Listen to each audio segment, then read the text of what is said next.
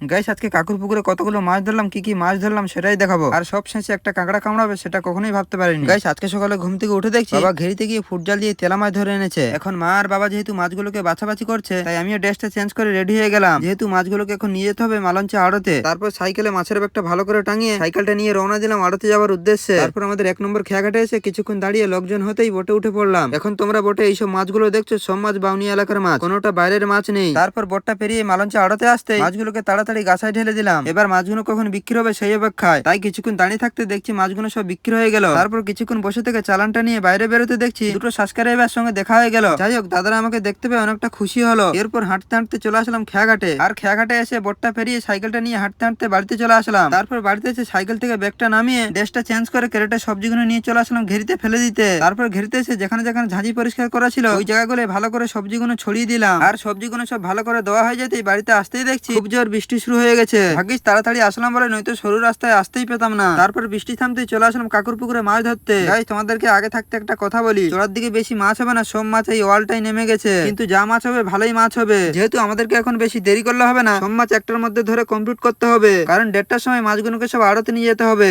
Guys আমাদের পুকুরে যখন মাছ ধরছিলাম তখন একটা দাদা আমাকে কমেন্ট করেছিল তুমি তো পুকুরে জাল ফেলতে পারতে, তাই ভাবলাম আমার কাকুর পুকুরে তোমাদেরকে জাল ফেলে দেখাবো। কিন্তু 2-3 কে ফেলার পর জালে কাঁকড়া পড়েছিল, আর না জেনে শুনে টানতে হাতের অবস্থা পুরো খারাপ করে দিল। গাইস কি বলবো, যা ধরে কামড়েছে জলে ডুবিয়ে রাখছি তাও ছাড়ছে না। খুব কষ্ট মষ্ট করে ছাড়িয়ে একটু কোলগেট লাগালাম, তখন একটু ব্যথা কমলো। এখন যেহেতু আমাদের মাছ ধরতে ধরতে 1টা বেজে গেছে, তাই আমরা বাড়িতে এসে মাছ বাছাবাছি শুরু করে দিলাম। এখন তোমাদেরকে একটা একটা করে মাছ দেখাই, যেসব মাছগুলোকে আমরা ধরেছি। যেই মাছগুলোকে বাছা হচ্ছে ওই মাছগুলো হচ্ছে চিংড়ি মাছ, আর এই যে এইগুলো হচ্ছে পার্শে মাছ, আর এইগুলো হচ্ছে ভেটকি। গাইস বড় বড় ভেটকি বেশি হয়নি, সব ওই ওয়ালটাই ঢুকে গেছে। আর কাঁকড়া হয়েছে 3টে, কাঁকড়াগুলোকে দেখো এখনো কামড়াবে বলছে, এখনো হাঁ করে রেখেছে কিভাবে দেখো। বিক্রি করা বাদ দিয়ে রান্না করে খেয়ে নেবো, তখন বুঝতে পারবে। গাইস এইবার জলের টাইগার গুলোকে দেখো, কত বড় বড় সাইজ দেখছো, যত টাকার মাছ ছেড়েছে সব এতেই উঠে যাবে। গাইস মেয়ে কাঁকড়াটার সাইজ দেখো, 500 গ্রাম ওজন হলে 800 টাকা দাম হবে। তারপর মাছগুলো সব বাছাবাছি কমপ্লিট করে স্নান করে রেডি হয়ে ভাত খেতে বসে গেলাম। তো গাইস আজকের ব্লগটা এই পর্যন্ত। আর ব্লগটা যদি তোমাদের ভালো লাগে তাহলে একটা লাইক করে দিও। দেখা হচ্ছে অন্য কোনো ব্লগ নিয়ে। Tata bye.